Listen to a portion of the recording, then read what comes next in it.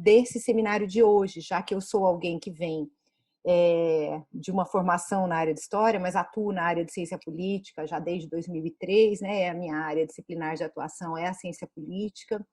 E então, o que eu procurei fazer hoje, que vocês vão observar, é ao mesmo tempo trazer algumas das contribuições que são do campo da ciência política, tanto do ponto de vista teórico, quanto também da análise, da reflexão sobre elementos empíricos que a gente tem, que permitem que a gente compreenda do que se está falando quando se fala em desigualdades de gênero, mas também quais são os processos que nos levam a ter um dado estado dessas relações nas sociedades contemporâneas, né, com tantas mudanças que nós vimos acontecer nas últimas décadas no que diz respeito às posições das mulheres nas sociedades. Então, a partir desse campo disciplinar da ciência política, nós vamos olhar juntos para o que são essas desigualdades, como elas são, claro que de uma maneira que não as esgota, né, mas como elas são definidas em diferentes dimensões da vida social, também dos espaços institucionais, mas com um olhar para os processos, para que a gente possa entender, né, as razões pelas quais essas desigualdades existem e os desafios que se colocam para que sejam reduzidas, superadas. Eu procurei também, considerando justamente essa questão da interdisciplinaridade e do ciclo que vocês têm acompanhado de seminários, trazer algumas chaves que permitem a compreensão de aspectos fundamentais para se entender as ações políticas, os questionamentos teóricos, que vão definindo alguns dos conceitos que são muito importantes para as análises das desigualdades hoje, né? Então, além de a gente olhar para o que são essas desigualdades, olhar para os processos que nos trouxeram a elas, pensar nos desafios, a gente também fazer a conexão com algumas contribuições teóricas que vão definindo conceitos que às vezes são familiares, mas a gente não para pensar sobre como é que eles foram sendo constituídos, né, no debate crítico ao longo do tempo, e às vezes não nos são familiares. Então, a ideia é também fazer essa relação entre uma análise do processo histórico, um olhar empírico para as desigualdades e uma compreensão conceitual de algumas chaves que nos ajudam a pensar essas desigualdades, nos ajudam também a compreender alguns dos embates, dos conflitos que existem, não só em torno das posições das mulheres nas sociedades, mas até mesmo em relação ao próprio conhecimento produzido sobre as desigualdades existentes nas nossas sociedades. Tá? Então, eu vou passar por tudo isso. Eu combinei com a Andrea, a quem agradeço mais uma vez pelo suporte e pela construção desses seminários a partir do núcleo de mulheres, que ela vai compilar as questões que chegarem pelo chat. Então, eu vou fazer um primeiro momento mais expositivo de aula, para que eu possa fazer um certo trajeto aí dos argumentos, das discussões, e aí, mas vocês podem enviar as questões ao longo de todo o tempo, tá? Durante toda a discussão, vocês podem enviar as questões pelo chat, e a Andrea vai me ajudar organizando essas questões, e daí eu vou passar a lidar com elas, mais ou menos aí na metade do nosso seminário e dialogar com vocês. Fiquem muito à vontade, eu sou muito tranquila e interessada em dialogar a partir das perspectivas que surgirem para vocês, justamente motivadas, né, pelos aspectos que eu possa trazer e que sejam, ou já sejam de interesse de vocês, ou que vocês tenham realmente questões por não terem tomado contato anteriormente. Fiquem muito tranquilas, muito tranquilos, porque eu tenho bastante interesse em ouvi-las, em ouvi-los. Eu acho mais fácil pelo chat, né, pelo esse formato digital em que nos encontramos, sobretudo quando são cursos com bastante gente na sala, que daí eu vou reagindo às questões que vocês registrarem. Bom, eu vou pedir só um instantinho para compartilhar a tela, porque a conversa entre o PPT e o Zoom, ela é uma conversa que leva uns segundinhos. Bom, só peço, Andréia, se você puder só confirmar se você está vendo a tela de abertura, só para eu ter certeza de que está Tô projetada. sim, doutora. Tudo Tá, certo. joia. Tá, obrigada. Qualquer problema, viu, Andréia, que você perceber, você me avisa, eu fico atenta. Ok. Bom, então eu vou começar a tratar desse nosso tema, que traz essas duas noções, desigualdades e gênero. E como eu trato dele a partir da minha área disciplinar, que é a ciência política, embora numa discussão que vocês vão ver que é interdisciplinar, me interessa muito pensar junto com vocês os processos, mas também as ações, os conflitos, as disputas que compõem esse tema. Quando a gente fala de desigualdades e gênero, ou de desigualdades de gênero, a gente precisa se dar conta de que há processos históricos que permitiram, inclusive, que algumas dessas desigualdades fossem percebidas enquanto tal. Nem tudo que hoje a gente percebe como desigualdade, como uma questão que precisa ser abordada analiticamente ou abordada no âmbito do judiciário, foi historicamente assim percebido, né? Então, é uma relação entre termos que em si é uma questão política, uma questão histórica, e eu começo falando um pouquinho disso com vocês. Tá? Bom, então eu vou passar por alguns conceitos inicialmente que eu considero que são conceitos-chave para que vocês possam já tê-los em mente, porque eu vou voltar a eles algumas vezes durante a nossa aula, né? Então, coloco três aí, né, que na verdade contém mais de um termo, mas são noções conceituais que foram muito importantes no desenvolvimento teórico da análise das relações de gênero e das desigualdades de gênero. Aquela que é fundamental, no meu entendimento, é a crítica à dualidade, à oposição que existe entre o público e o privado.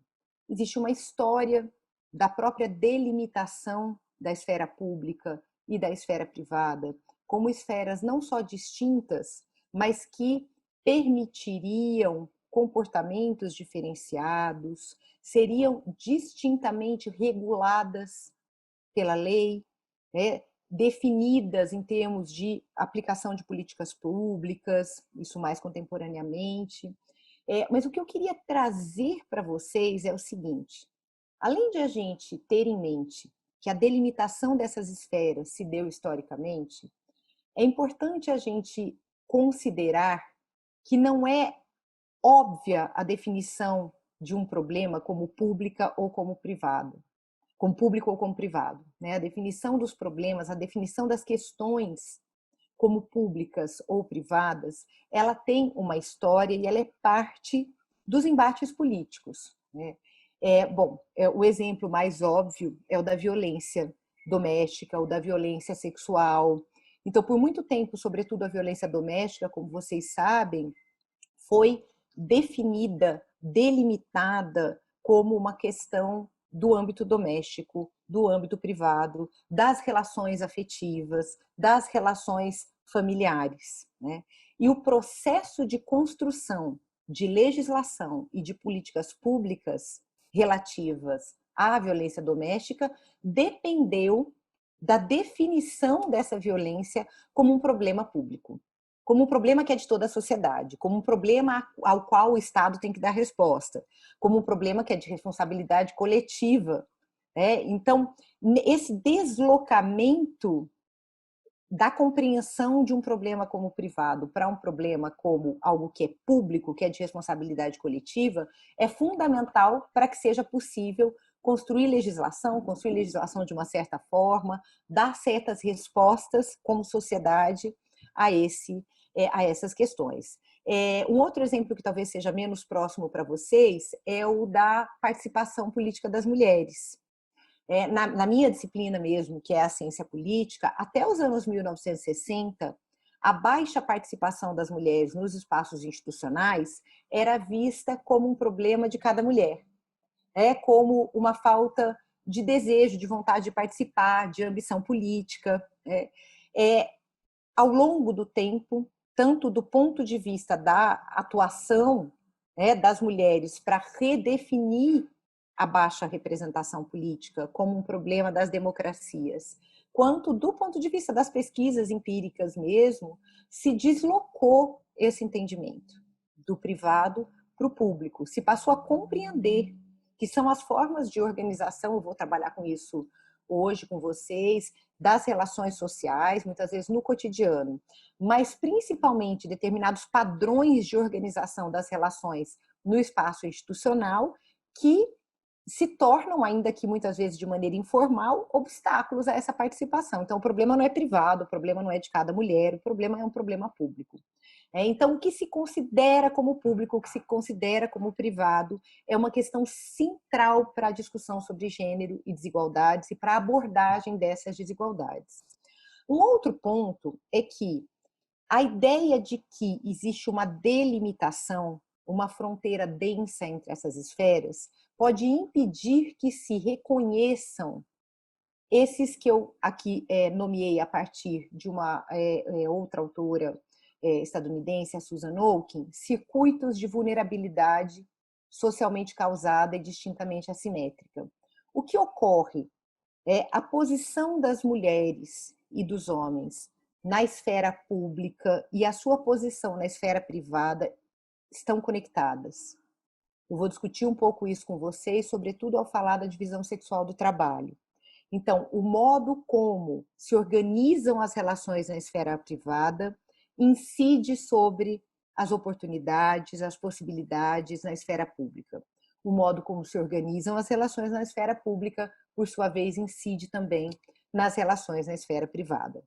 Eu ainda vou trabalhar isso com vocês, mas o ponto, numa perspectiva ainda teórico-conceitual, é a gente compreender que a delimitação não significa que não exista conexão, que não exista uma espécie de vazamento constante entre as condições de vida na esfera pública e as condições de vida na esfera privada. Então, é importante isso para que a gente entenda, por exemplo, o que tem a ver uso do tempo, né? São pesquisas que agora nós temos séries de pesquisas no Brasil, em outras partes do mundo, começaram a ser feitas antes.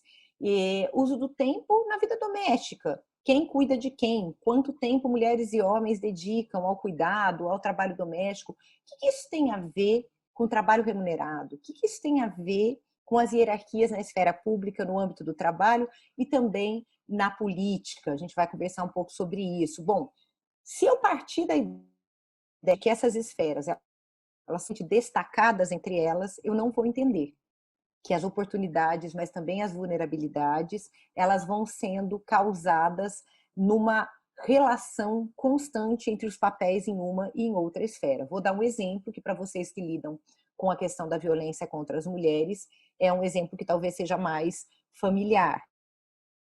Violência no âmbito doméstico. Então, nós já falamos do fato de que foi sendo considerada ao longo do tempo um problema público ao qual o Estado deve dar resposta. Mas uma violência que se passe no âmbito doméstico.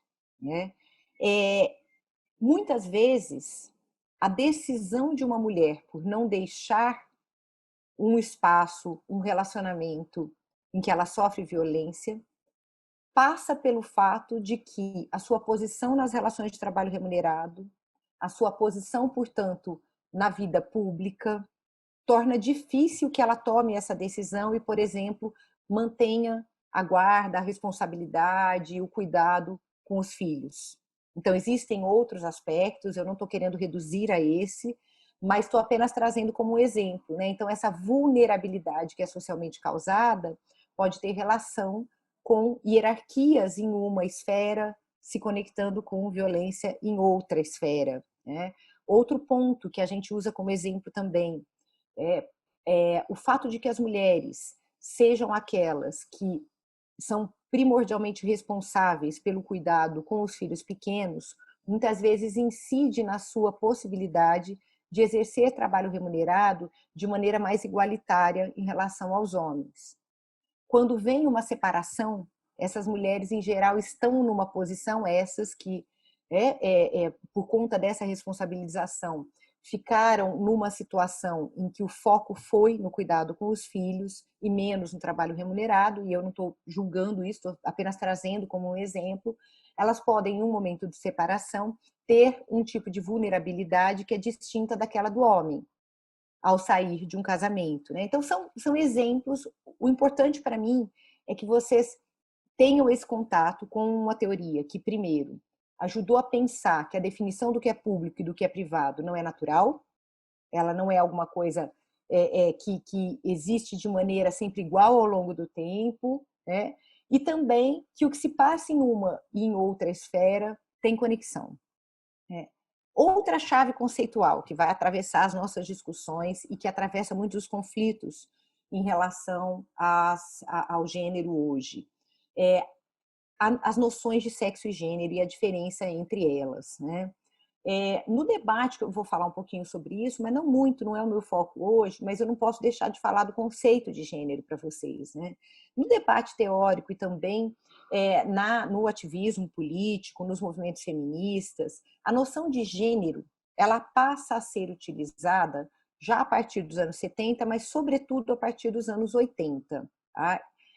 A noção de gênero, ela traz a possibilidade de se lidar diretamente com o fato de que as diferenças e hierarquias entre mulheres e homens, elas não são um dado da natureza. Elas são um produto de formas de organização social, de formas de organização das relações, inclusive no cotidiano, de atribuição de papéis, de construção cultural das identidades. Então, a noção de gênero, ela nos afasta da ideia de que há uma base natural para as desigualdades. Tá? Para essa aula de hoje, para esse seminário, é isso que me interessa mais que vocês retenham.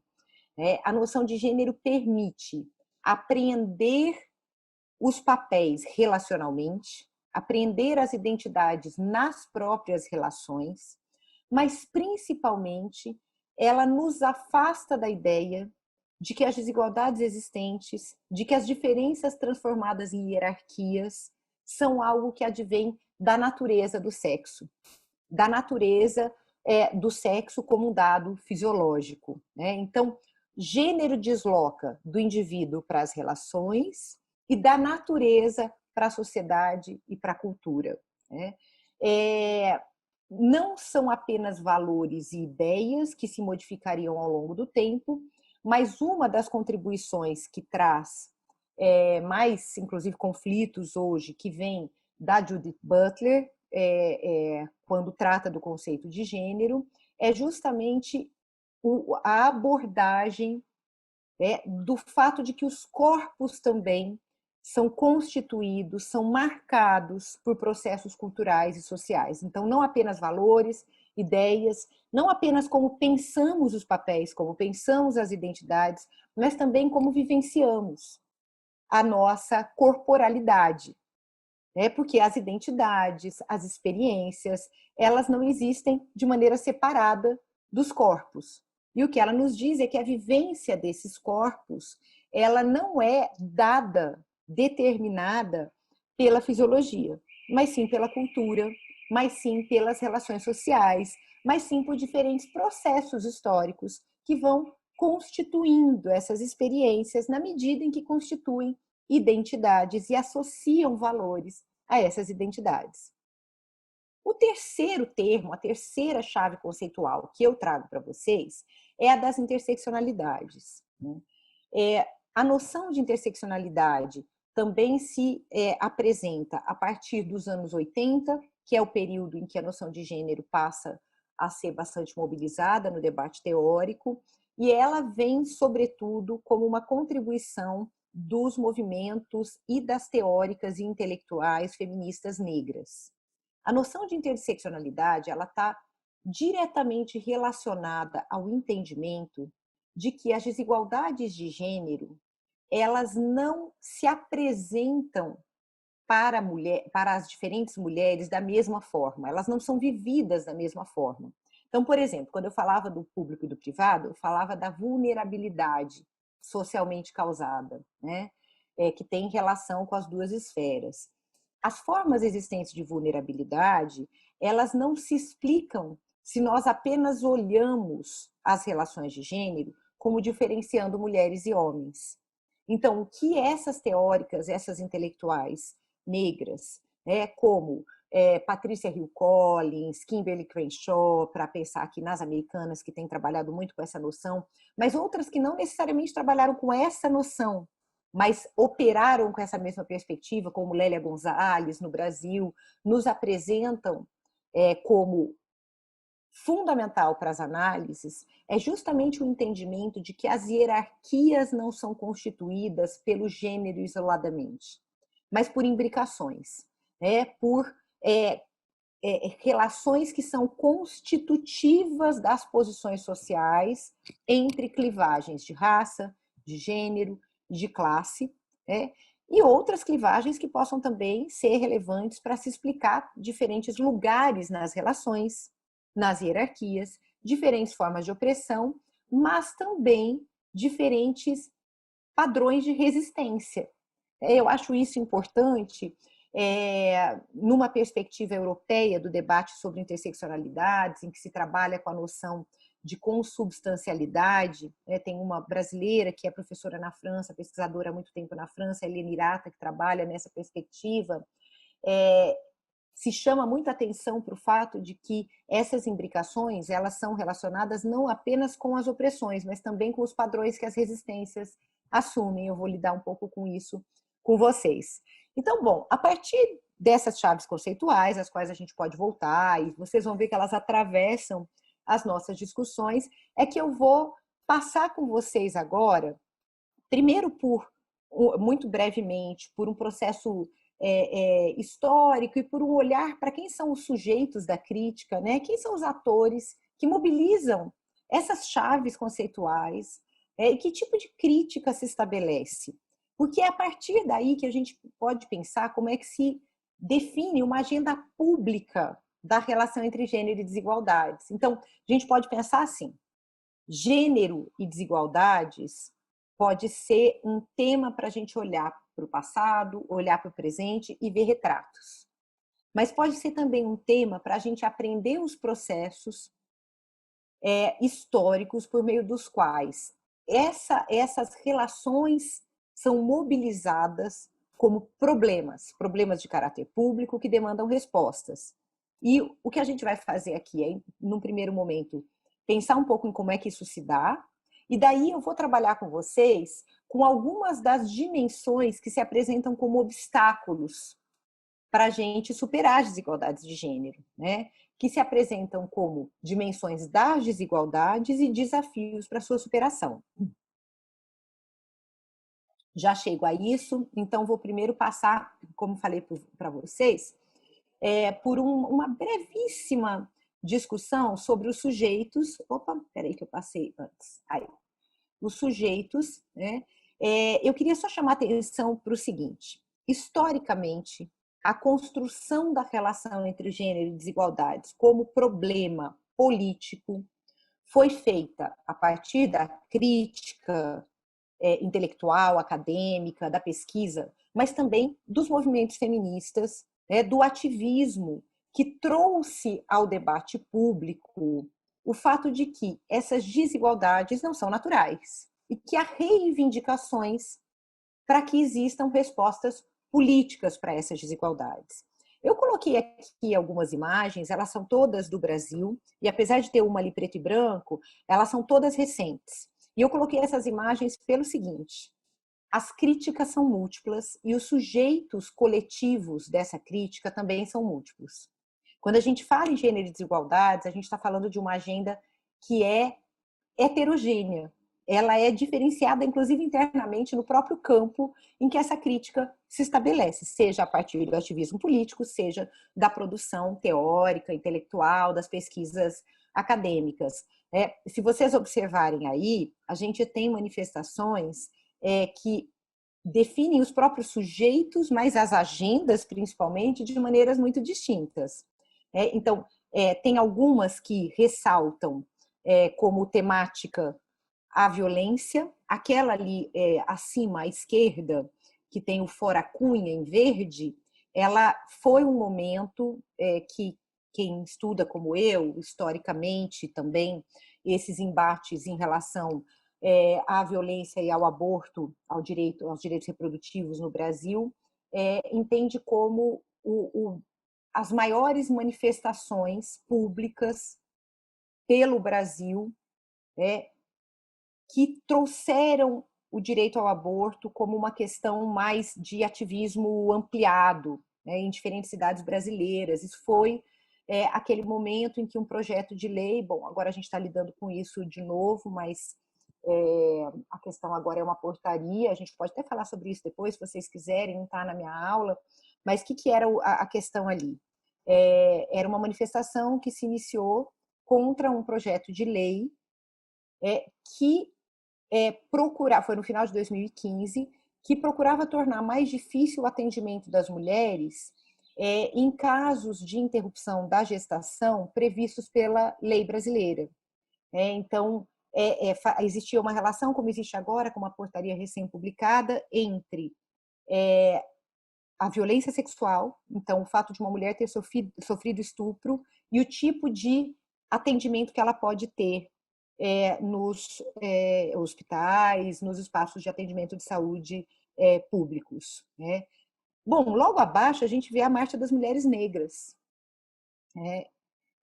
À direita, a gente vê a Marcha das Margaridas, das trabalhadoras rurais. Mais à direita, a gente vê a Marcha das Vadias. Um pouco acima, a gente vê a temática das mulheres no poder e um cartaz que diz que as mulheres não são mercadoria, que remete também à exploração sexual. Então, vejam só, são temáticas diversas a partir de problemas e de posições e também autoidentificação coletiva das mulheres muito distintas. Então, eu queria chamar a atenção para isso. A crítica às desigualdades de gênero, ela dá ênfase a diferentes aspectos dessas desigualdades, não apenas no âmbito acadêmico, das pesquisas, mas no ativismo político, na atuação política coletiva ao longo da história. No pensamento e na prática política de resistência, desculpem, no pensamento, também, não só nas práticas de resistência, a gente tem também sujeitos e perspectivas que vão trazendo à tona, vão dando destaque a dimensões diferentes dessas desigualdades. Eu aqui, gente, olha, é uma escolha só ilustrativa, porque a história do pensamento feminista, a história da crítica às desigualdades de gênero, ela é muito rica e eu poderia trazer diferentes pensadoras como fundadoras, e poderia também trazer pensadoras contemporâneas, elas atravessam o nosso seminário de hoje, mas o que eu quis aqui é ilustrar um pouco, voltando, porque aquelas imagens que eu mostrei são do Brasil atual, e a gente poderia pensar, mas é porque houve uma explosão, que houve de fato, dos feminismos em diferentes agendas coletivos que diz respeito ao que tem sido definido por muitos e muitas analistas como algo que tem relação com a chamada política de identidades. Mas o que eu quero mostrar com essa tela é que desde lá de trás, das origens do pensamento crítico às desigualdades entre homens e mulheres, ao que depois seria chamado de desigualdades de gênero, a gente tem ênfases muito distintas a partir de posições também muito diferentes assumidas pelas mulheres nas relações sociais existentes nos seus contextos. Então, eu coloco ali inicialmente a Mary Wollstonecraft, que escreveu no século XVIII, no final do século XVIII, e a Harriet Taylor, no século XIX, para chamar a atenção para o fato de que, em sua origem, o pensamento liberal feminista focou na limitação das mulheres à vida doméstica, para poder tematizar as desigualdades no acesso à educação, no acesso à esfera pública, na liberdade de participação na produção de conhecimento e nas decisões. E focou também no direito à propriedade. Então, a partir de uma perspectiva que tinha relação com o fato de que mesmo as mulheres, naquele momento, pertencentes a círculos sociais burgueses, sobretudo, né? Porque tem uma questão da relação com a propriedade muito importante naquele momento. Elas se viam limitadas na sua possibilidade de ter acesso à educação. O que a Mary Wollstonecraft, por exemplo, dizia é o seguinte: olha, vocês repetem tanto a importância das mulheres na educação das crianças, mas querem nos manter ignorantes. Então, como nós podemos ser ativas na socialização das crianças, na construção de uma educação que fará delas bons cidadãos, se nós somos mantidas ignorantes? E a Harriet Taylor, que é muito também conhecida como Harriet Taylor Mill, que ela teve um relacionamento de bastante tempo com o Stuart Mill, com quem ela não pôde se casar, porque havia sido casada antes, escreveu muito, inclusive junto com o Stuart Mill, no século XIX, sobre a noção de liberdade, numa perspectiva liberal, trazendo uma série de questionamentos sobre a quem se aplicava essa noção de liberdade. Então, sobre como se delimitava a liberdade das mulheres, e com isso, esse foi um argumento importante na época, que depois seria também utilizado pelas sufragistas no século XX, com isso se retirava da própria sociedade as contribuições que as mulheres poderiam trazer para a política, para o debate público. Já a Sojourner Truth, no século XIX, uma mulher que foi escrava nos Estados Unidos, ela trazia para a gente uma perspectiva muito diferente, como mulher negra, que havia sido escravizada, como escrava liberta. Ela via a condição das mulheres de maneira que não passava por um argumento central para as liberais do século XVIII e XIX, mulheres brancas, burguesas, que era a ideia, como eu coloquei a partir de Mary Wollstonecraft, de que as mulheres estavam sendo limitadas à vida doméstica, ao papel de mães, e de que ao exaltar o seu papel de mãe, na verdade, se estava restringindo o seu acesso, por exemplo, à educação. O que dizia a Sojourner Truth? Olha, eu não sou tratada assim, eu não sou preservada. Eu não sou alguém de quem se cuida, para quem se olha como uma mulher que deve ser preservada na esfera doméstica, como mãe. Então ela diz, olha, aquele homem diz que as mulheres precisam ser ajudadas a entrar em carruagens, erguidas para passar sobre valas. Ela está falando justamente dessa noção de domesticidade, da delicadeza feminina, que foi usada como uma forma de manter as mulheres numa posição desigual. E aí ela diz, ninguém nunca me ajudou a entrar em carruagens. Olhem para mim, olhem para o meu braço. E eu acho interessante isso que ela fala da maternidade. Dei à luz 13 filhos e vi a grande maioria ser vendida para a escravidão. E quando eu chorei com minha dor de mãe, ninguém, exceto Jesus, me ouviu. E eu não sou uma mulher? Então, é interessante a gente observar, quer dizer, desde os fundamentos da crítica feminista, da crítica às desigualdades de gênero, esse lugar social desigual entre as mulheres também foi muito relevante para se pensar também o posicionamento das mulheres na vida privada, a definição das mulheres no seu papel de mãe. Eu menciono também Flora Tristan como um exemplo dos fundamentos de uma crítica feminista socialista. O que Flora Tristan, que foi uma mulher franco-peruana, viveu no Peru, tinha origem francesa, dizia? Ela dizia, olha, esse cidadão de quem vocês estão falando, ele é um homem. Então, ela já estava conversando ali com a noção de cidadania universal que vem a partir das revoluções modernas, sobretudo da Revolução Francesa. Ela diz, olha, esse cidadão não é qualquer pessoa, porque nem a participação, nem a autonomia, nem a liberdade estão disponíveis, estão sendo vivenciadas de fato por todas as pessoas de maneira igual. Mas ela também traz um elemento que é típico do pensamento feminista socialista, que é que o progresso das mulheres ele só existirá quando houver menos desigualdades de classe também. Ela vê o progresso das mulheres, ela vê a possibilidade de uma vida mais íntegra e igualitária para as mulheres como ligada à superação das desigualdades de classe.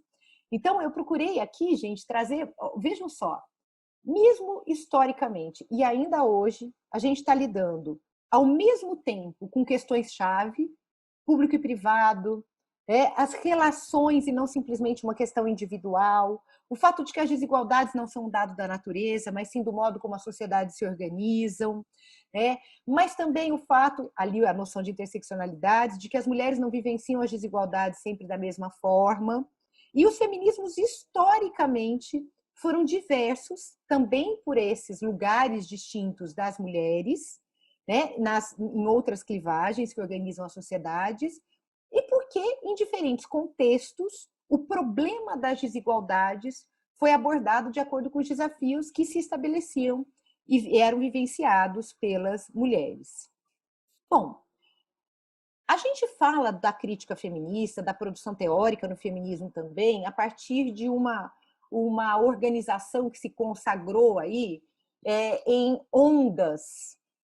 Então, ondas dessa crítica, ondas dessa atividade política, ou gerações históricas. Eu queria só chamar a atenção, vou passar por isso muito brevemente, é só para ajudar a situar vocês, para a gente ter clareza de que a crítica vem de longe, não veio sempre da mesma forma, é multifacetada internamente. Mas eu queria dizer que vocês vão ver isso agora quando eu passar as dimensões das desigualdades, cada uma dessas críticas não se esgotou na sua agenda, nos problemas que se apresentavam, no momento em que essa onda apareceu, digamos assim, que essa articulação da crítica e da atividade política apareceu. Não é assim.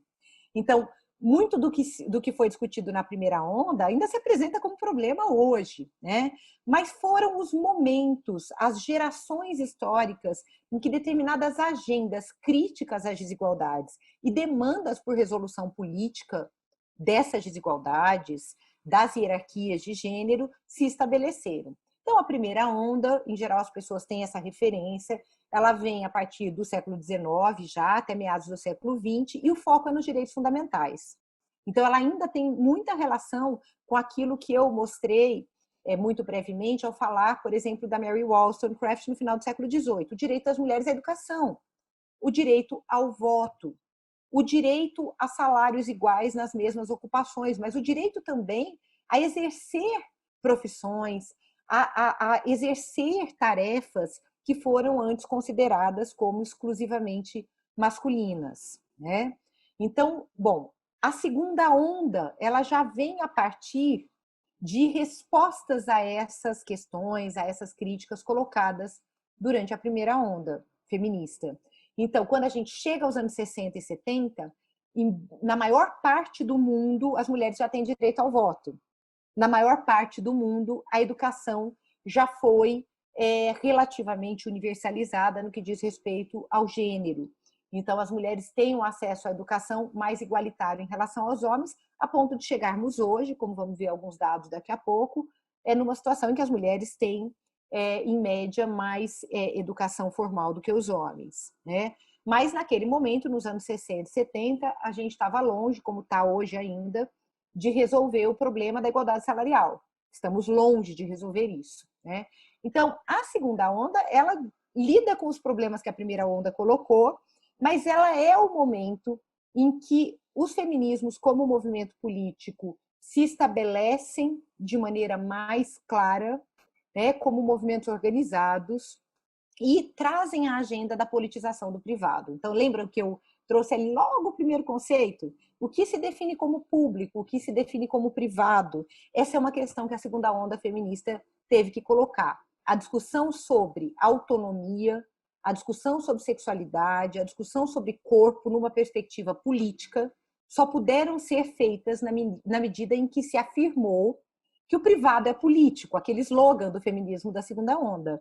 Então, o privado é político, as relações de poder, elas não param na porta, elas estão também dentro da casa. Isso foi muito explicitado pela segunda onda feminista e foi assim que a temática da violência pôde se tornar uma temática pública e política internacionalmente. Tá? Foi a partir do ativismo desse momento que ela ganhou, então, relevo como questão política.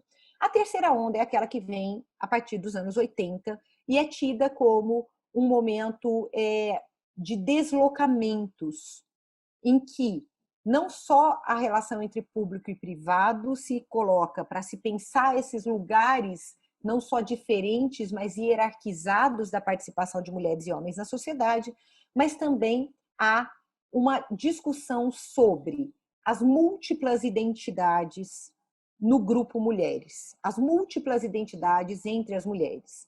É também esse o momento em que a noção de gênero, vocês lembram que eu mencionei há pouco, que ela tem uma datação, né, final dos anos 70, começo dos anos 80, ela se apresenta como uma forma de questionar o que é chamado pelas autoras que trabalham nessa perspectiva de binarismo sexual. Então, a ideia de que as identidades se associam à fisiologia feminina e masculina.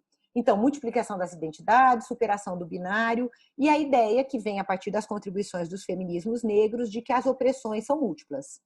Então, não dá para a gente reduzir o entendimento das opressões às relações de gênero, assim como não dá para excluir as relações de gênero e trabalhar com as relações de classe, por exemplo, né? Esse é um momento, gente, de enorme expansão da produção teórica, tá? E empírica acadêmica. É a partir desse momento que a gente passa a ter um universo complexo de dados, de debates, e é a partir desse momento também que se dá o que eu chamo aí de politização global, que eu já vou discutir com vocês na próxima tela, tá?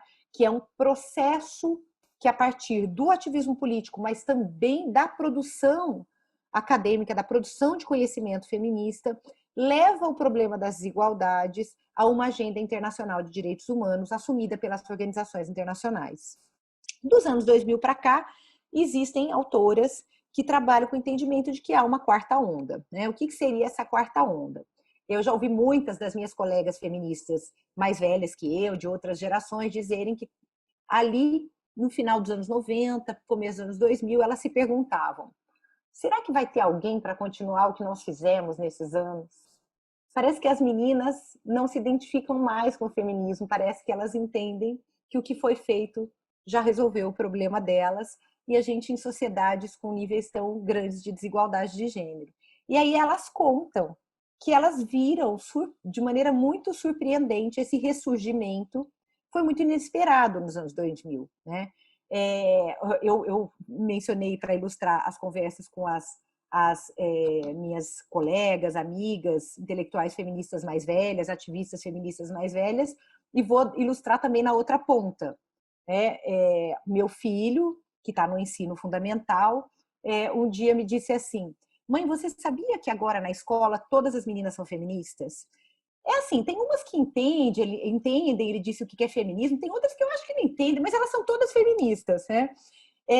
Então, essa capilaridade é também o que se passou a chamar de feminismo difuso, quer dizer, o feminismo, de repente, passou a estar em todos os lugares. Eu não sei para pessoas de diferentes idades que estão nos acompanhando hoje, mas eu tenho 45 anos e quando eu estava na escola não era todo mundo feminista, muito pelo contrário. Eu nem me lembro da tematização do feminismo quando eu era menina, no ensino fundamental.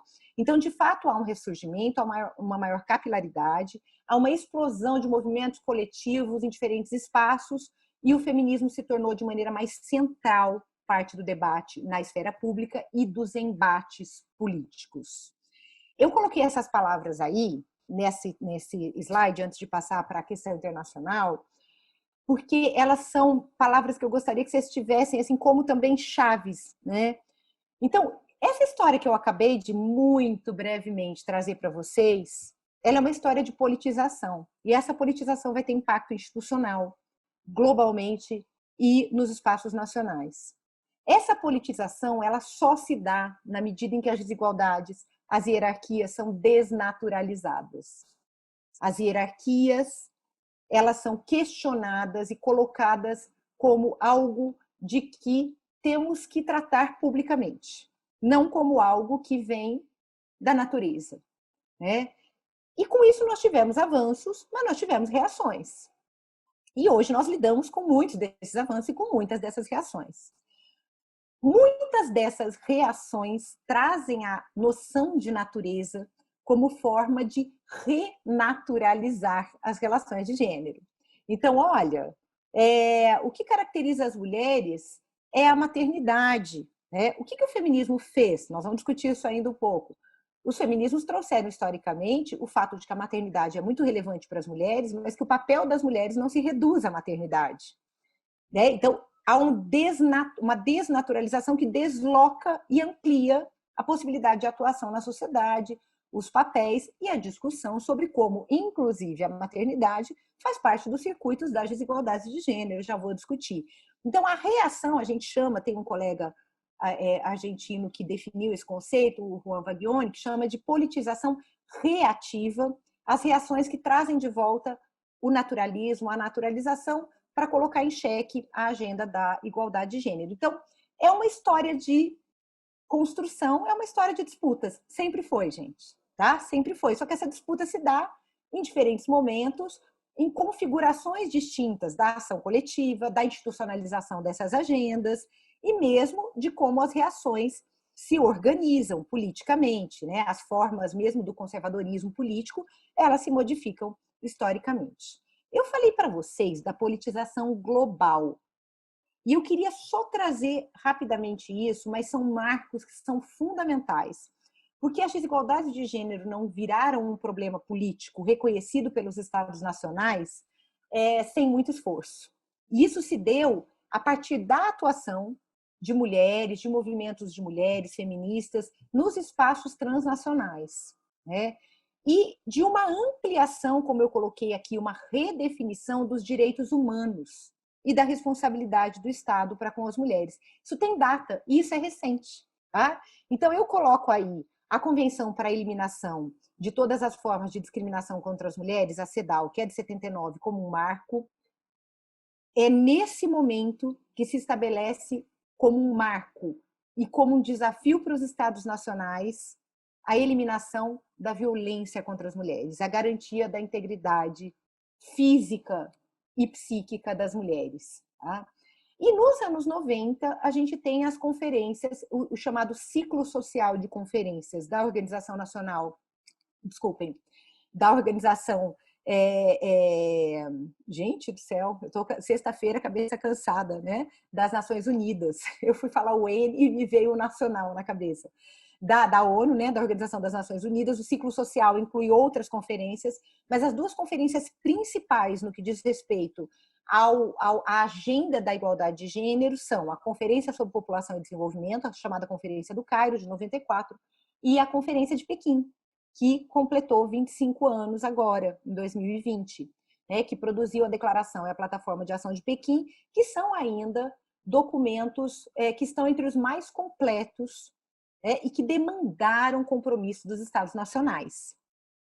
E depois disso, um resultado dessa atuação desse período é a Agenda 2030 da ONU, né, e a gente hoje se baseia muito na atuação pública, né, nas referências que foram sendo construídas nesse processo. Né? Então, o Objetivo do Desenvolvimento Sustentável número 5, que é aquele que trata da vida de meninas e mulheres, é hoje uma referência muito importante no mundo todo.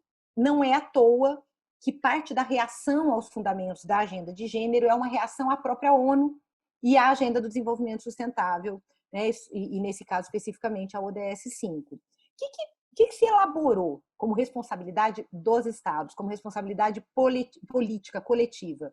Direito da mulher a uma vida sem violência, saúde, direitos reprodutivos, direitos sexuais e a exigência de que as mulheres sejam parte da elaboração das políticas que as atingem. Tá? Então, a dimensão política não vem apenas na construção de uma agenda que se apresenta como uma agenda à qual a política tem que dar resposta, mas também na definição das mulheres como sujeitos políticos, que devem fazer parte dos processos de construção de legislação, de políticas que as atingem. Tá? É algo de que eu trato bastante, trabalho bastante nas minhas pesquisas e vou mencionar um pouco mais isso adiante. Tá? É interessante esse símbolozinho, é um símbolo de Pequim de 95, né? E essa é uma mulher com um globo, né? Então, essa forma global de politização ela teria muita incidência nacionalmente. Porque como que se deu? Foram elaboradas as agendas nos espaços nacionais, levadas para essas conferências mundiais, só que as mulheres, os grupos de mulheres feministas, trouxeram de volta para os espaços nacionais as suas agendas com maior legitimidade, uma vez que foram assumidas globalmente. Algumas com mais resistência, algumas com mais conflito, como direitos reprodutivos sexuais, outras naquele momento com menos conflitos, como o direito a uma vida sem violência e mesmo o direito à participação política. O direito à participação política vem, nesse momento, justamente pela primeira vez, como algo que demanda a construção institucional legal, para que as mulheres passem a participar da política sem esperar o tempo que as transformações levariam para acontecer. E eu chamo atenção para isso não só porque é um dos meus temas de estudo, mas porque é um dos deslocamentos que eu mencionava naquela discussão sobre o que é público e o que é privado, né? Como eu disse para vocês, hoje a exclusão, a baixa participação das mulheres deixou de ser tratada como um problema de escolha das mulheres, porque a gente passou a entender que há uma roda que gira institucional, social, sistematicamente reproduzindo a política como um espaço masculino. Por que isso é importante? Porque é o espaço em que se decidem regras do jogo, né? As leis, é o espaço em que se decidem alocações de recurso, para onde vai o dinheiro, desenhos de políticas públicas que afetam diretamente todas as pessoas, inclusive as mulheres. Chamo a atenção para o fato de que é também a partir dos anos 90 que se apresentaram medidas que puderam multiplicar a participação das mulheres na política. A primeira legislação de cota eleitoral é a legislação argentina, de 91. Eu só vou passar rápido por isso, mas eu queria que vocês também tivessem em perspectiva esse processo. Então, hoje, na América Latina, ao menos 16 países adotam cotas ou paridade. Eu coloco ao menos, porque isso tem se ampliado a cada dia, né? Mas são 16 hoje. E nesse período, desde a adoção da primeira legislação de cotas, no começo dos anos 90 até 2016, que é o que eu tenho aqui, o percentual de legisladoras na região, na América Latina, se multiplicou de 9% para 28,8%. Vejam, gente, 3 vezes, né? Mais de 3 vezes. E nesse processo, a gente redefiniu a relação entre democracia e participação das mulheres, e o conceito de paridade emergiu, né? Então, eu queria só mencionar, é muito breve, né, que o conceito de paridade ele é hoje parte de documentos como o Consenso de Quito, de 2007, e a Estratégia de Montevidéu, né, e que definem a paridade como uma característica que deve ser buscada pelas democracias para que elas se qualifiquem. Então, sem paridade, nós temos democracias falhas. É isso que foi se estabelecendo como questão que também demanda, então, resposta dos estados nacionais. Eu, no meu trabalho, para efeito didático, tá? Não é uma questão assim que possa ser simplesmente estabelecida como dimensões compartimentadas, mas eu trabalho com os desafios, né, para pensar, então, obstáculos que permaneceram apesar desse processo tão intenso de politização e desnaturalização das desigualdades e das hierarquias. Eu trabalho com esses desafios, com essas dimensões, em 3 frentes: as estruturais, as simbólicas e as institucionais. Eu vou passar brevemente por isso com vocês, e daí eu vou começar, viu, Andréia, daqui a pouco, a considerar as questões que cheguem. Mas eu quero passar por algumas chaves dessas dimensões, porque são aquelas, não são as únicas, mas são aquelas que também, claro, a partir do meu trabalho como pesquisadora, eu vejo com maior saliência como articulando as desigualdades de gênero. Então, entre as desigualdades estruturais, como se organiza a partir dessa dimensão estrutural o lugar diferenciado de mulheres e homens nas relações? É fundamental a divisão sexual do trabalho. A divisão sexual do trabalho, ela consiste na atribuição diferenciada e desigual de responsabilidade e de trabalho não remunerado às mulheres e aos homens, mas também ao posicionamento de mulheres e homens de maneira distinta nas relações de trabalho remunerado. Então, essa responsabilização desigual pela reprodução social da vida, ela é diretamente conectada às hierarquias no mundo do trabalho remunerado. Então, divisão sexual do trabalho perpassa a esfera pública e privada, Tá? Vocês se lembram das 3 chaves conceituais? Então, perpassa a esfera pública e privada, né? Não é um dado da natureza, mas da maneira como atribuímos identidades e papéis como um fator para definir as competências que teriam mulheres e homens, né? E ela não se estabelece de maneira igual para todas as mulheres, portanto, uma abordagem interseccional nos ajuda a ver que essa responsabilização e o que vem junto com ela, né, o acesso a tempo e a renda, a desvalorização do trabalho, os limites à empregabilidade, os limites à participação, que eu vou falar já com vocês, se organizam diferentemente para diferentes mulheres. Então, se a gente pensa, por exemplo, no trabalho doméstico, no Brasil, o trabalho doméstico, as pesquisas de uso do tempo mostram isso claramente, ele é, de maneira largamente predominante, uma responsabilidade das mulheres. Mas as mulheres brancas e profissionalizadas, elas realizam menos trabalho doméstico do que as mulheres negras e mais pobres, porque no Brasil o trabalho doméstico remunerado é uma profissão de mulheres que estabelece uma possibilidade de terceirização da divisão sexual do trabalho entre as mulheres, deslocando esse trabalho das mulheres brancas para as mulheres negras, né?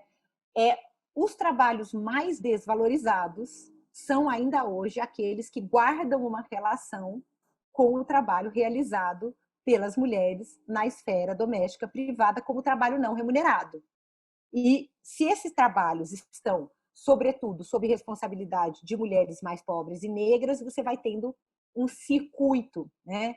Gente, do mesmo jeito que lá no começo eu perguntei sobre o que é, né, o que é o público, o que é privado, como isso se estabeleceu historicamente, a gente tem que se perguntar sobre o valor diferenciado do trabalho. Vejam agora com a Covid, né? A importância das trabalhadoras e trabalhadores da saúde, que são enfermeiras, enfermeiros, técnicos de enfermagem. Vejam a média salarial desses trabalhadores. Estão no atendimento à frente desse trabalho que é de enorme relevância e tem muitos deles, a maioria, eu vi esses dados outros dias, trabalham em mais de um hospital ou em mais de um local de atendimento de saúde, porque o salário não é suficiente. É uma ocupação que é vista como uma ocupação de cuidado, e com isso diferenciada do trabalho médico, né? E que é, em sua maioria, realizada por mulheres. Então, é um exemplo que está muito forte agora, no período da Covid, de como a divisão sexual do trabalho, ela traz elementos de como ela se organiza na vida privada para a vida pública e tem a ver também com as formas diferentes de valorização do trabalho. Bom, por que a divisão sexual do trabalho é tão importante?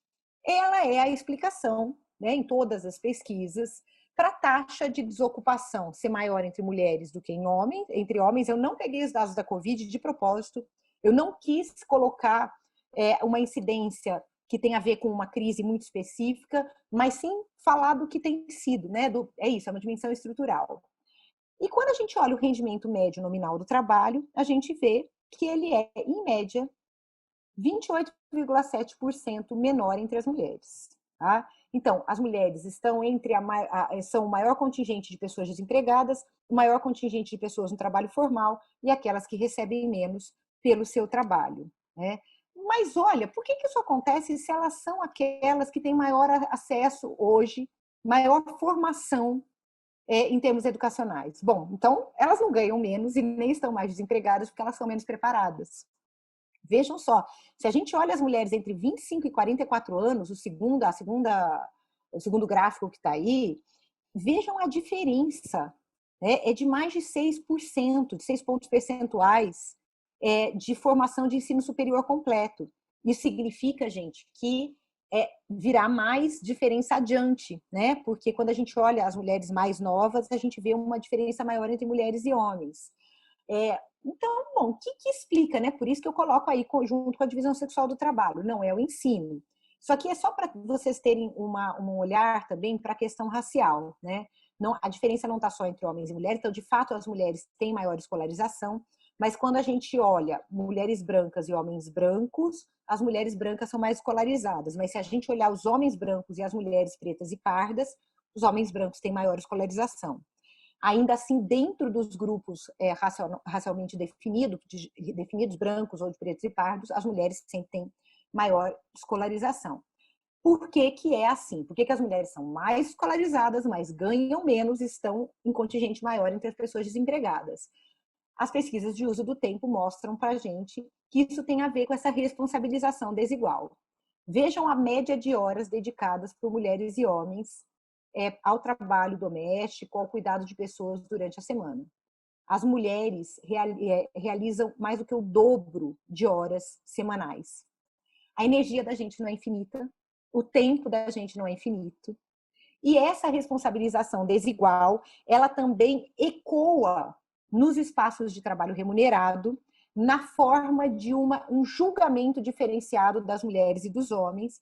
Então, é muito comum as pesquisas que são feitas dentro de organizações, o serviço público mostram, né, que mesmo quando as mulheres entram em condição igual numa determinada ocupação, elas não avançam nas carreiras da mesma forma, em geral, por quê?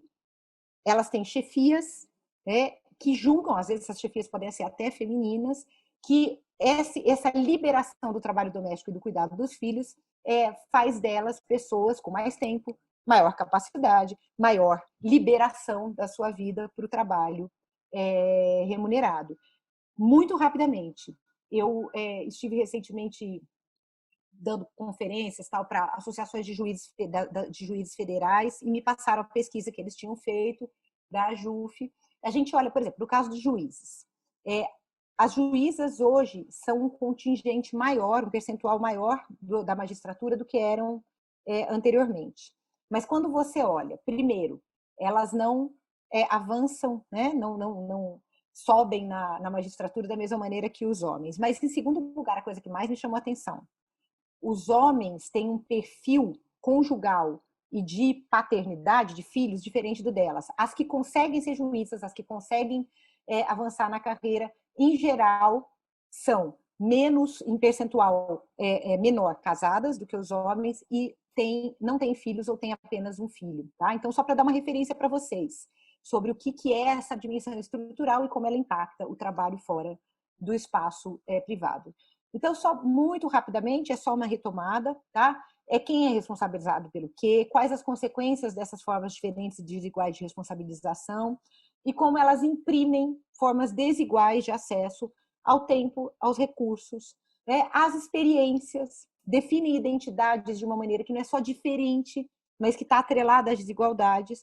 E a gente tem que pensar na socialização. Tá? Eu falei já da valorização do trabalho das ocupações, mas a socialização, o desenvolvimento de competências, que é o que pode também modificar essas desigualdades futuramente. Então, em outras palavras, só para voltar para os dados, as pesquisas de uso do tempo mostram que desde a infância as meninas são mais responsabilizadas do que os meninos pelas tarefas domésticas. Então, é um processo de socialização que também incide sobre esses resultados na forma de desigualdades.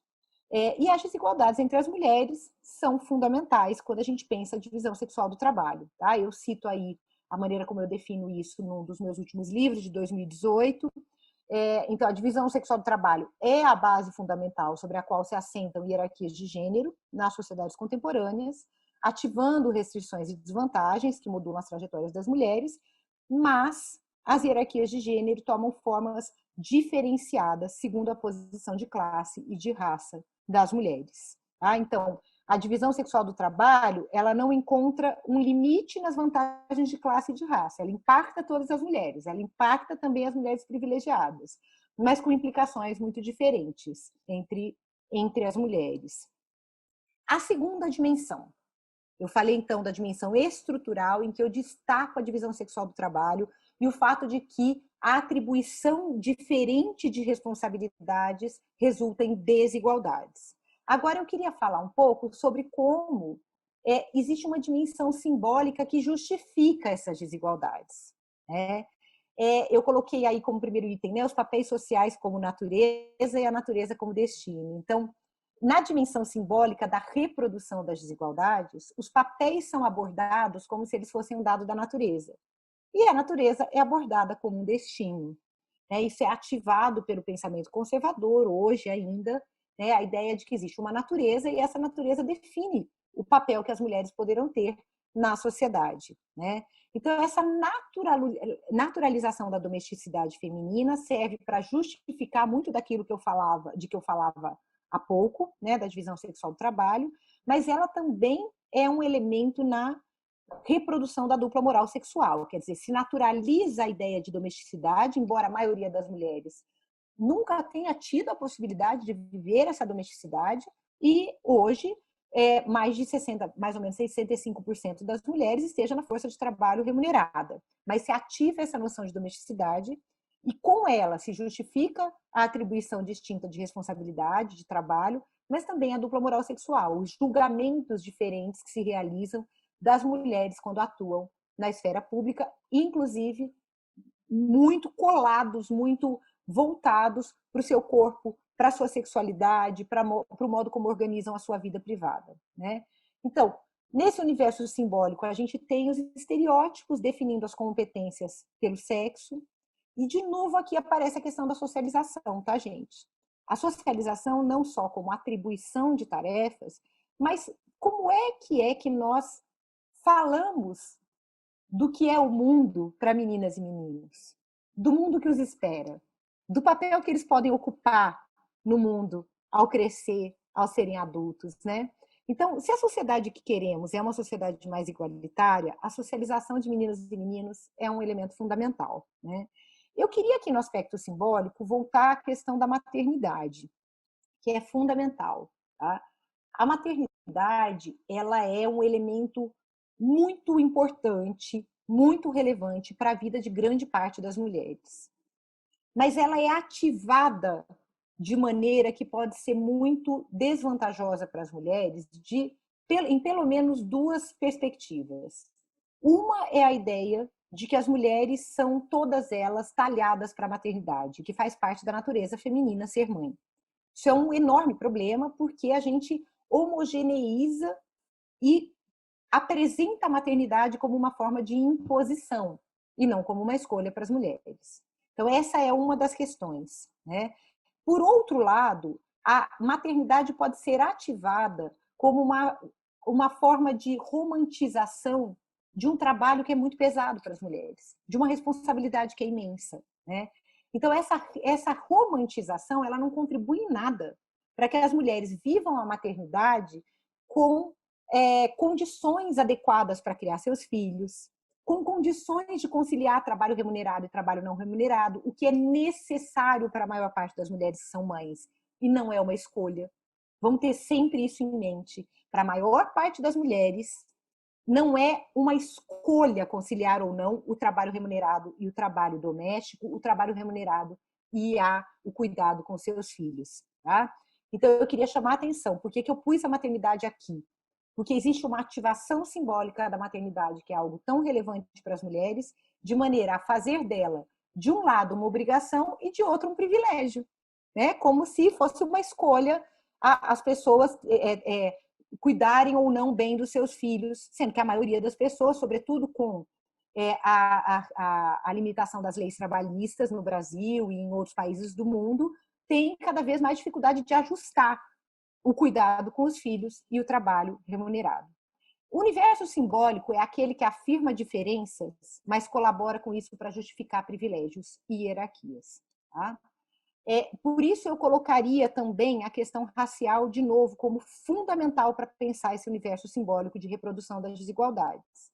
Eu coloquei aqui um trecho de um texto da Lélia Gonzalez, de 80, que eu acho super importante para a gente pensar do que a gente está falando, né?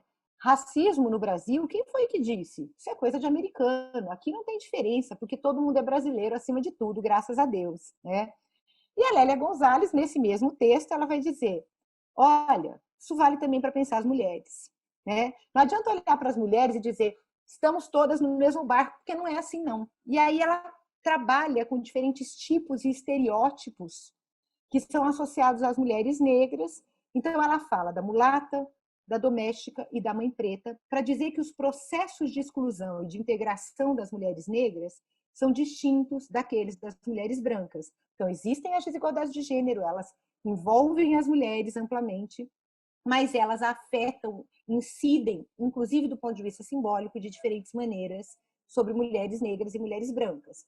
A mulata, a relação, o corpo e a sexualização das mulheres é distinta para mulheres brancas e mulheres negras. A doméstica, não só a atribuição do trabalho, mas também a definição das competências, distinta para mulheres brancas e negras. E a mãe preta, como uma forma de construção da maternidade que pode, inclusive, ser romantizada, mas que aparece não pelo reconhecimento dos laços dessa mulher com seus próprios filhos, mas pelo suporte maternal dela aos filhos das mulheres brancas, desde a escravidão, né? A maternidade, gente, eu vou ser breve, mas ela é ativada pelas intelectuais negras também como uma base para o ativismo político. Eu tenho uma orientanda que fez uma tese sobre mulheres que se tornaram ativistas políticas quando perderam seus filhos assassinados pela polícia. E elas eram, em sua enorme maioria, mulheres negras, né, nas organizações com as quais ela trabalhou, que ela analisou, na verdade, né, não trabalhou nas organizações, mas analisou essas organizações, essas mulheres, e isso me leva ao mesmo tempo a esse entendimento, né, da maternidade, não só como uma forma de opressão, mas como uma potência política, e a ideia que a gente tem que se dar conta de que mesmo aqui não se trata de romantizar, por isso que eu coloquei essa expressão da Sueli Carneiro, o matriarcado da miséria, né? Então, condições de vulnerabilidade que a gente não deve romantizar, mas que também são potência, produzem identidades e ações políticas. Isso aqui é só, né, um conjunto aí de imagens que é para falar desse simbólico, mas eu vou logo passar para os desafios político-institucionais, que são a terceira dimensão, e daí eu vou para as perguntas. Essa é a dimensão com a qual eu mais trabalho, mas eu tenho uma maneira de operar com o debate sobre desigualdades na ciência política, em que eu conecto essas diferentes dimensões. Então, a dimensão estrutural, da divisão sexual do trabalho, a dimensão simbólica dos estereótipos e a dimensão político-institucional de reprodução histórica do poder masculino. Eu disse para vocês que uma das formas de politização ao longo da história das desigualdades de gênero foi justamente a gente produzir conhecimento e ser capaz de agendar publicamente o entendimento de que as democracias são limitadas quando excluem as mulheres, em vez de atribuir às mulheres a falta de vontade de participar na política, e eu tenho dados aqui que mostram por que a gente não pode atribuir às mulheres essa falta de vontade, né? Então, com isso, a gente foi levada a pensar em uma série de aspectos empíricos dessa reprodução histórica do poder masculino. Então, quais são as regras do jogo? Como é que se dá o sistema eleitoral? Tem ou não tem cotas? Como é que é o desenho das cotas? Como é que funcionam os partidos? Eles funcionam como guardiões dos portões da entrada na política institucional? Né? Ou eles apoiam as mulheres como candidatas? Quais são os recursos e as redes para que a participação política tenha eficácia? Como proteger as mulheres, já que a violência contra as mulheres na política é hoje um tema no mundo todo. Na medida em que se ampliou a participação e a demanda por participação, nós hoje temos feito pesquisas, eu inclusive estou envolvida em pesquisas assim também, que mostram como ampliou-se também a violência contra as mulheres na política. Vocês lembram lá naquela tela em que eu falava das cotas, eu dizia, entre 90 e 2016, o percentual de mulheres atuando nos parlamentos passou na América Latina de 9 para 27%, mais ou menos, estou tirando os quebrados, né? 3 vezes. Para 29, desculpem, por cento. 3 vezes. Então, há uma reação também a isso, tá? Que a gente tem denominado de violência contra as mulheres na política e tem sido estudada mundo afora. Quero deixar esse registro. A política não foi masculina, por isso é masculina. Não é dado da natureza, de novo. É reposição dinâmica.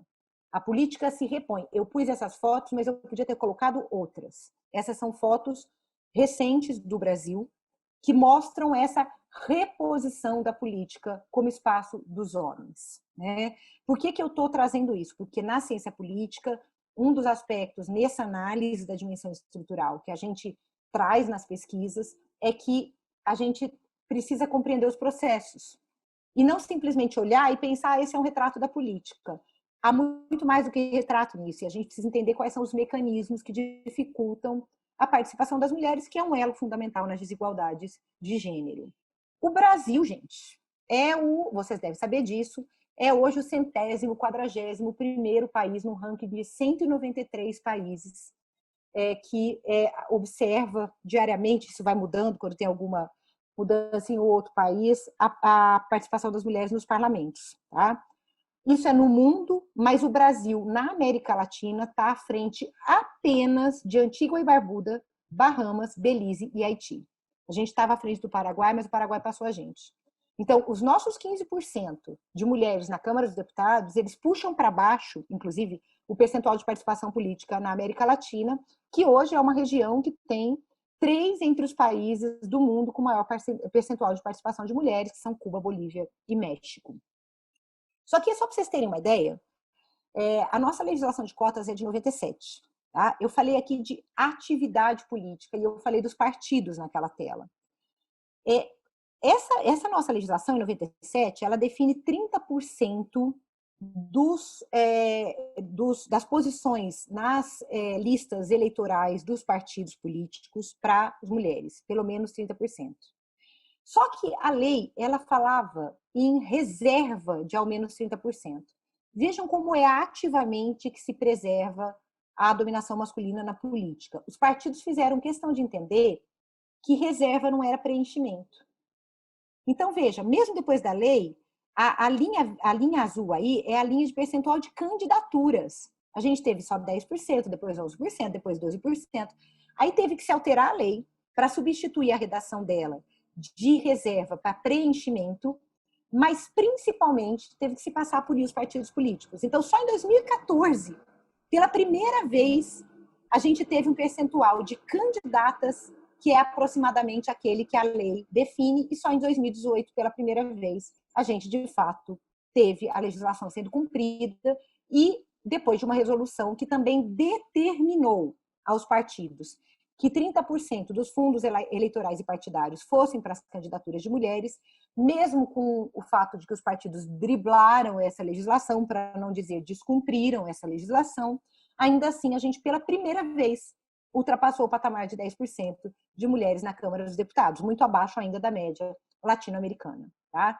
Esses aqui são dados sobre financiamento, eu vou passar muito rápido, porque eu quero ir para as perguntas de vocês, é só para mostrar que a definição, né, a resolução do TSE de 2018, mais a determinação do Supremo Tribunal Federal, fizeram muita diferença.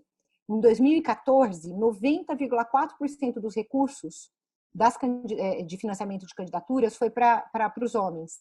Em 2018, 78,1%, quer dizer, as mulheres tiveram 21,9% e não 9,6%. E racialmente a gente teve diferença também, tá? Então, isso aqui é a proporção de candidaturas e receita. Se depois vocês quiserem, eu explico isso, mas o ponto é que houve uma diluição um pouco maior e com isso mulheres brancas, homens não brancos e mulheres negras tiveram mais acesso a financiamentos. Isso aqui é representação feminina nos municípios, só porque a gente tem eleições esse ano, o problema não está só na Câmara dos Deputados. Vejam, é trágico, né? E a gente pode se perguntar por que, afinal, que as mulheres são 11% das prefeitas? Por que elas são 13% das câmaras municipais? Se elas têm hoje mais acesso à educação formal do que os homens, bom, uma explicação está lá atrás, estereótipo. Outra explicação está lá atrás, divisão sexual do trabalho. Ah, mas será que não é porque as mulheres não querem participar? Vejam só, as mulheres são 44,28% dos brasileiros filiados a partidos políticos. Se as mulheres não quisessem participar, por que elas se filiariam aos partidos em um percentual quase igual ao dos homens? Quase paritário.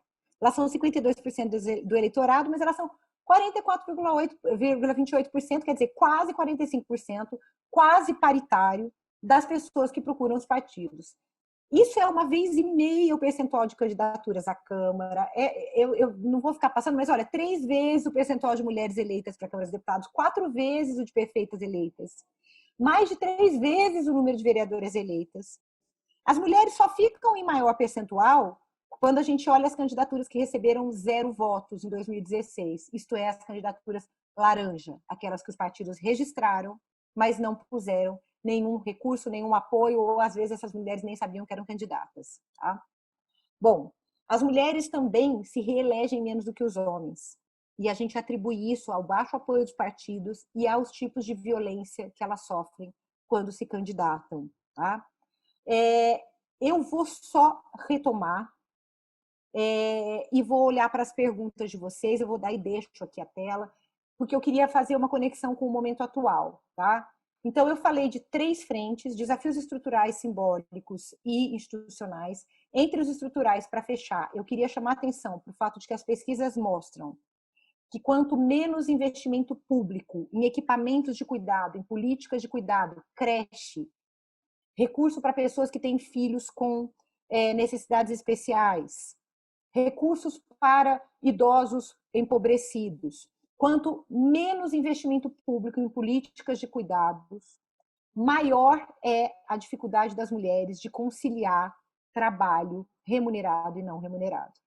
Tá? Quanto menores são as garantias para trabalhadores, as suas rotinas de trabalho, delimitação de tempo, quanto maior é a chamada flexibilidade, em que as pessoas não têm uma possibilidade de prever as suas rotinas de trabalho de maneira mais segura, maiores são as desigualdades de gênero. Porque como as mulheres permanecem sendo as principais responsáveis pelas crianças, pelo cuidado com os mais vulneráveis, isso as afeta diretamente. Quando a gente fala de creche, gente, perguntemos, não só sobre as vagas, mas as creches têm um funcionamento que coincide com as rotinas de trabalho das pessoas.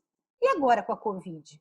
Crise econômica e crise sanitária, a gente sabe, vocês já devem ter tocado nisso, que a violência doméstica aumentou. Mas eu pergunto sobre como a crise econômica e a crise sanitária impactam as desigualdades. Nós sabemos que as mulheres estão entre as pessoas desempregadas mais aceleradamente do que os homens, porque estavam já entre, né, o grupo com maior vulnerabilidade socioeconômica. Mas vejam, o que acontece quando as crianças não têm aula? Eu não estou dizendo que eu sou a favor de voltar imediatamente as crianças para a escola, tal, mas o que acontece? Por que o Brasil é um dos países do mundo em que não se discutiu o significado econômico e o significado para as pessoas que têm que trabalhar fora das suas casas de se manter as escolas fechadas? Então, por que isso nunca foi discutido? Isso não está sendo discutido, né? Porque se pressupõe que tenha uma mulher em casa cuidando das crianças, seja ela uma trabalhadora doméstica. E as mulheres mais pobres? E as que voltaram a trabalhar nos shopping centers, nas lanchonetes? Como é que isso funciona? A gente tem que se perguntar. Do ponto de vista simbólico, eu queria mencionar que hoje a gente lida com reações aos fundamentos da igualdade de gênero, né, e da diversidade sexual. As campanhas contra a chamada ideologia de gênero são uma estratégia política conservadora muito importante que reativa estereótipos, né, e se volta contra as expectativas e oportunidades de novas gerações, porque procura impedir as discussões sobre desigualdades de gênero para as gerações mais jovens, nas escolas. Né? Então, se volta justamente para o fato de que a socialização tem levado a críticas e questionamentos e deslocamentos. Né? Os estereótipos têm relação com violência simbólica e com a justificação da violência sexual e da exploração, algo que também temos visto com muita frequência. Por fim, o institucional, eu queria só chamar a atenção que hoje a gente discute a responsabilidade dos partidos políticos e que nesse momento eleitoral a gente tem analisado muito como vai ser a efetividade da legislação de cotas, como vão atuar os partidos, mas também, gente, tem um pós-eleitoral que é muito importante, porque não é só quem se candidata, quem se elege, mas uma vez que os municípios tiveram a sua prefeitura definida pelas eleições, quem serão os secretários e secretárias? Por que eu estou chamando a atenção disso brevemente? Um dos elos das carreiras políticas é a ocupação de secretarias nos municípios e nos estados. Então, as desigualdades, no caso da política institucional, elas vão se constituindo também porque as mulheres não conseguem ter acesso aos mesmos espaços e aos mesmos, então, elos que vão construindo suas carreiras políticas, as carreiras políticas dos homens, ao longo do tempo. Tá? Lembrando que também é na política local que se fazem mais relevantes os organismos e instâncias de políticas para mulheres, referenciados pela Agenda da Igualdade de Gênero, e que isso faz diferença para as nossas outras dimensões, se tem ou não esses organismos de políticas. Eu vou deixar só um minutinho na tela. Não, mas eu já passei para a André essa tela, que tem bibliografia, tem algumas referências para vocês de dados, de documentos. Vou fazer uma autopropaganda e vou para as questões. Eu falei muito de conservadorismo, está sendo lançado agora, está já em pré-venda, um livro novo meu com a Maria das Dores Campos Machado e o Juan Vaglione sobre gênero, neoconservadorismo e democracia, que discute essas disputas sobre a agenda da igualdade de gênero no momento atual na América Latina, numa perspectiva regional. Tá? Eu queria agradecer mais uma vez. Tem várias perguntas que eu não consegui responder, depois eu olho, mas eu agradeço por terem enviado as perguntas, por terem acompanhado o webinar. Agradeço de novo Fernando, Andréia, Vanessa, pela oportunidade de dialogar com vocês. E espero que, apesar da distância, tenha sido possível que esse webinar tenha tido alguma forma, né, de proximidade, de diálogo na discussão. Tá? Fiquem bem, cuidem-se e espero que possamos dialogar em outras oportunidades também.